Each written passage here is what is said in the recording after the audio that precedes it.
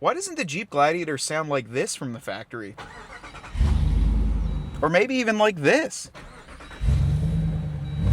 We quite literally see these comments everywhere. On our YouTube channel, on Jeep's Facebook page, on Jeep's Instagram page. Why won't Jeep just release a 5.7 liter V8 in the factory Jeep Gladiator? I think there's a ton of reasons why they haven't done this yet, and personally, we've got two behind us with the 5.7 liter V8 from America's Most Wanted 4x4 that we can kind of talk about today on just how beneficial this engine truly is. But Ryan and I have been sitting down and we put our brains together and we've come up with the 10 harsh truths why Jeep hasn't released a V8 Gladiator from the factory. But let's bring it back right to the beginning of the Gladiator. Now, obviously, this thing was released in the year 2020, actually at the tail end of 2019, and you guys better believe that it was in design and engineering for multiple years before it was released. If you guys are familiar with a company called AEV, or American Expedition Vehicles, I would say they were the godfather of actually making a Jeep Wrangler truck, or a Jeep Wrangler with a bed. They had the AEV Brute conversion on the JK Wrangler, and honestly, it looks very similar to the Gladiator. I do believe there was some connection in between those two companies. Maybe there was some purchasing in between the two, but ultimately what Jeep was trying to do was take the already existing Wrangler, add a truck bed to it, and give people a mid-size pickup truck that you could remove the top and doors on. That had never been done before in the past, and ultimately I know it sounds easy, just take a Wrangler and add a truck bed to it, but can you guys imagine the years of development, the millions of dollars, the framing, the engine, the power, everything that needs to go to an actual vehicle to designing this vehicle? And I think the ultimate goal was for them was to get a mid-size pickup truck that you could remove the top, remove the doors, get decent towing, decent payload, but they weren't really considered with what was underneath the engine bay. I think they had a ton going on when it came to the actual design of these vehicles and actually getting them out to market. I didn't think they were ever going to do it. So when they did decide to do it, I think that they thought that was going to be enough. That's going to be doing light truck stuff. Let's be real, Ryan and I, we drive these things. They're not full-size pickups. We have a good friend that owned one for about 2 months and tried to do truck stuff with it.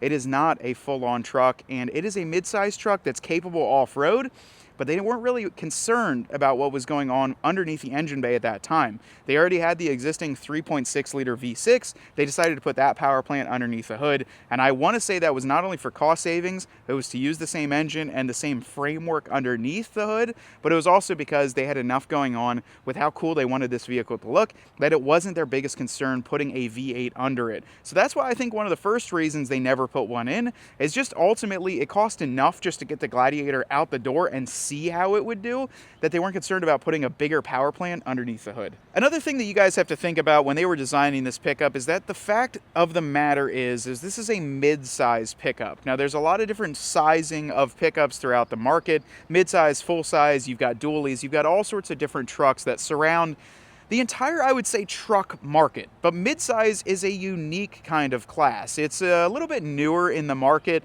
When you start to think about trucks, you start to think hauling, towing, throwing a lot of cargo or payload in the bed. And when we look at mid-size trucks, everything just does tend to decrease. The towing decreases, the payload decreases, and ultimately the engine size underneath the hood decreases.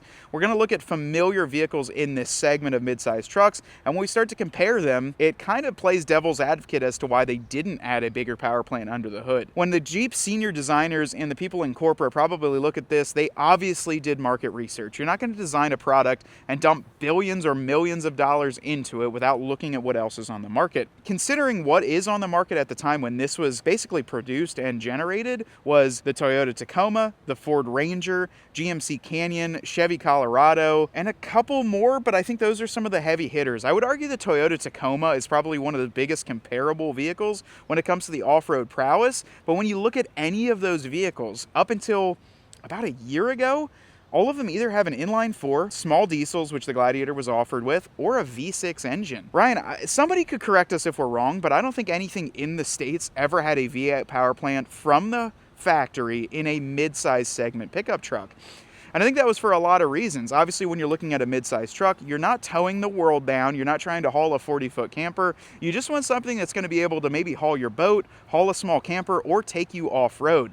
So when Jeep was designing this vehicle, they aren't going to shove a V8 power plant underneath the hood just for the pure off-road enthusiasts, because let's be honest, a lot of Gladiator owners use these vehicles for work. they use them for daily commuting, they use them in purposes where they do not need a V8. I'll put a little scenario here for you guys. Imagine you and your brother are both trying out for the Olympics, and because you don't want your brother to win and you want to win yourself, you end up rooting against them when you're both racing in the same sport. And why does this make sense with what we're talking about today? Because it's like Jeep and Ram are competing against each other when they work at the same company. One phrase that we've commonly been told is that there's a lot of different silos at the same farm and none of the silos talk to each other. This reason, number 3, why they've never stuffed a V8 underneath the hood from the factory is because Jeep and Ram seem to be competing with each other. Ryan and I both come from dealership backgrounds a long time ago, and the actual nameplates are actually treated differently. You have different corporate representatives, different training schedules, different metrics to hit, and ultimately different performance goals. So when they decided to do a Jeep Gladiator, I'm almost 100% sure that the people that were running Ram said, hey, you better not bump into our sales because my metrics are being judged on how many Gladiators you sell.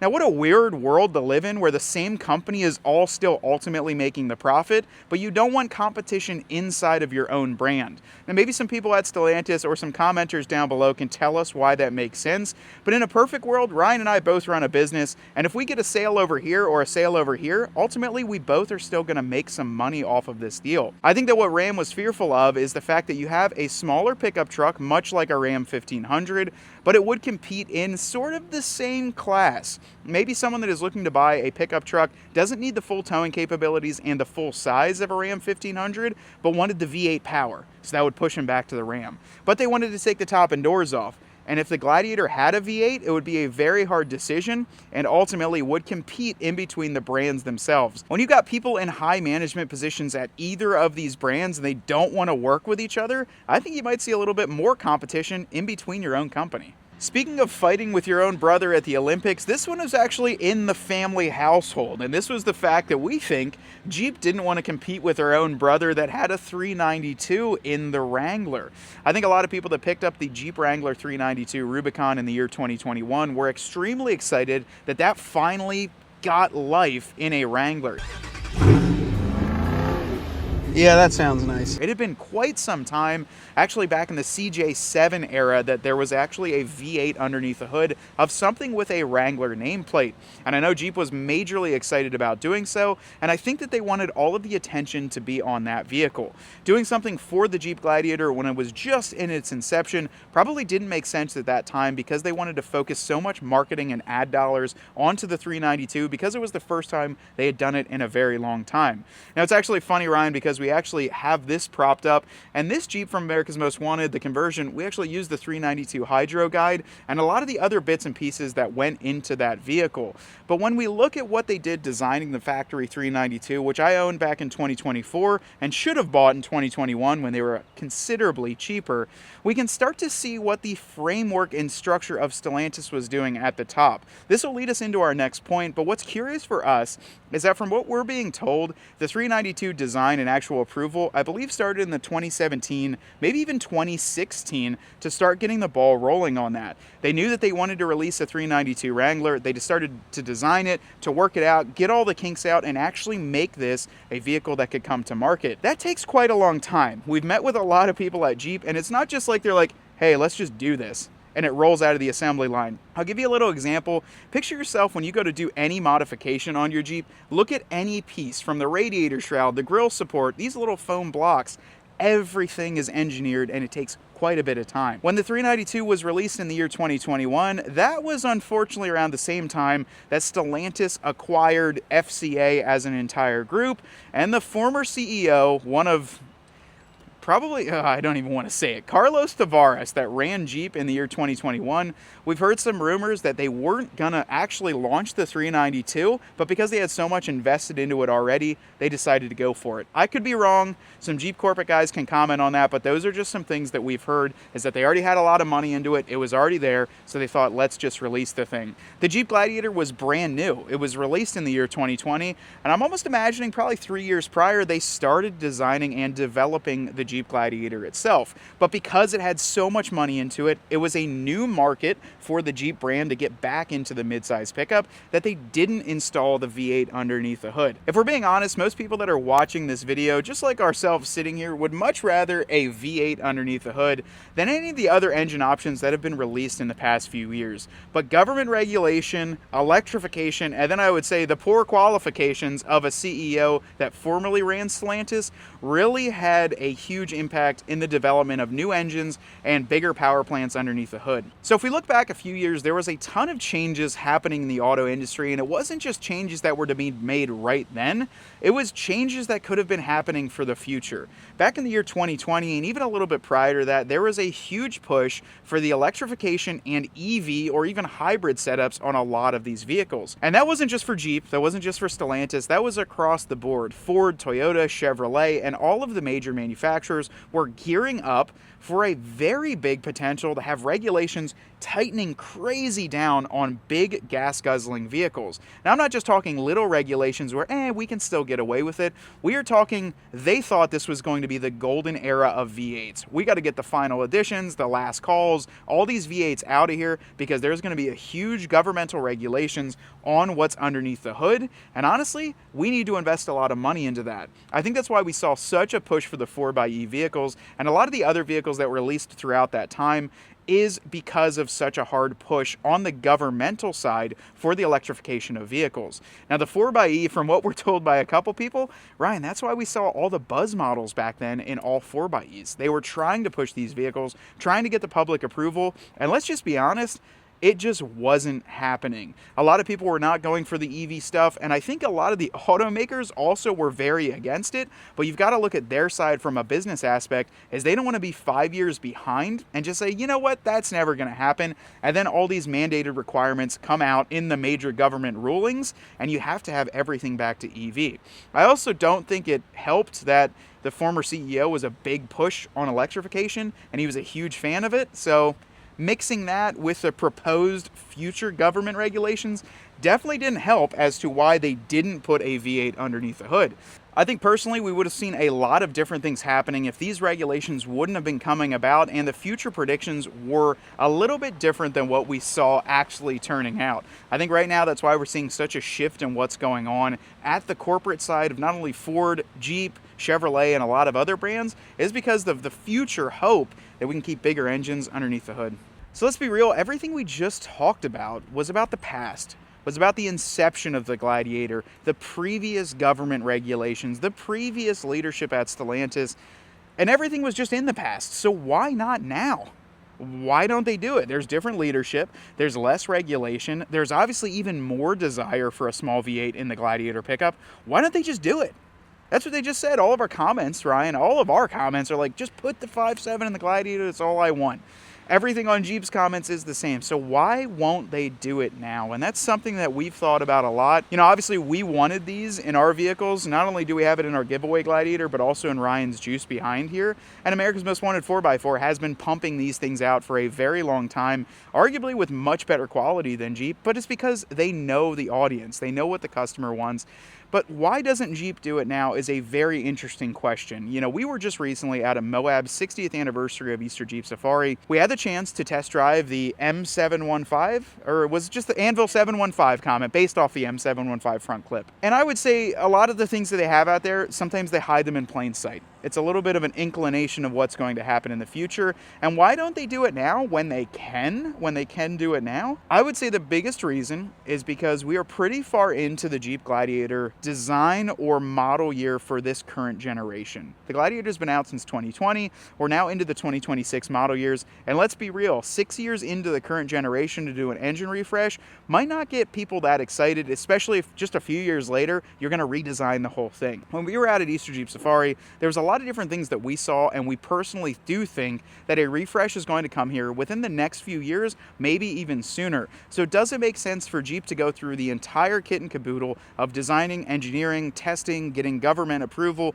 and all of that on the old generation Gladiator if they release a new one? I think a lot is coming in the future, and I think the reason why they're not investing millions of dollars or even close to $1 billion into these vehicles is because they're going to be redesigning the Gladiator quite soon, and they don't want to spend spend the money in that. I do maybe think that they're listening to you guys. I think a lot of people from Jeep Corporate are starting to watch here, but I think it's going to take a redesign or a refresh for them to really invest into this vehicle, listen to what the customers want, and then also be sure that the government regulations currently match what they're designing. I think it could happen in the future, but for now, we just lie and wait. Obviously, one of the biggest things in life is the what ifs. What's going to happen? Will this happen? What will it look like? And I think that's what we're sitting on right now. What is this actually going to look like if it becomes a reality? But one thing we know for sure is that obviously, Ryan, we've got two 5.7 liter Gladiators behind us. And if you guys aren't familiar with our partners over at America's Most Wanted 4x4, particularly Jared, the owner of that company,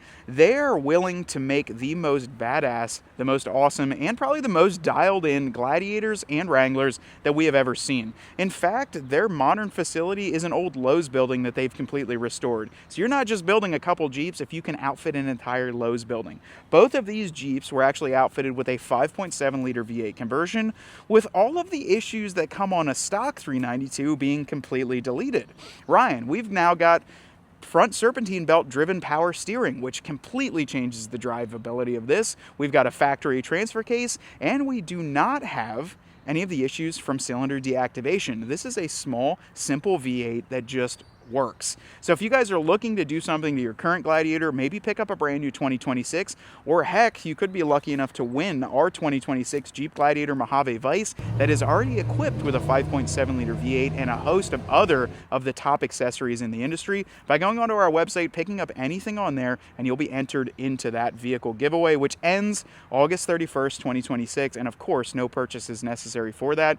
But if you navigate to our website and you've been curious about putting a 5.7 liter or even bigger engines, because they go all the way up through a Elephant into your vehicle, we've got the AMW inquiry form. You can get connected with those guys, get special DRC pricing, and also just figure out if that is the right move for you versus waiting to see what Jeep would do. What's the price point going to be like? Are they still going to have the same issues as the current V8s? Or you can just go to somebody that we know, love, and trust. One of the last things that we're going to talk about here today is just overall kind of the feasibility for actually Jeep to do this in a factory Gladiator.